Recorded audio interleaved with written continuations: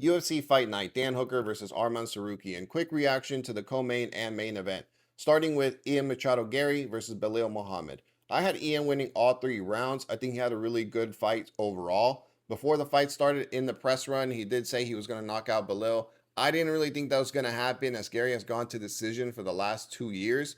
Belal's a tough fighter with great conditioning, but he was not able to get those takedowns. And without the takedown, he couldn't really take a round from Gary or establish himself, get that ground and pound control time going. Ian peppered that left leg with those thigh and calf kicks, defended the takedowns very well, and was able to outstrike Belal. When you look at the whole welterweight division, I think Gary should get the title shot next, defeating Belal now and Prates earlier.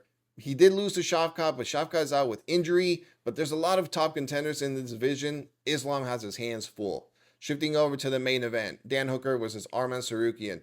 Part of my face-off analysis, I always go against the fighter who loses their composure. Normally that works, but in this case, it was the opposite. A dominant performance by Arman. He used that emotion well. Dan had a few chances, and I mean a few chances, to make something happen with the guillotine.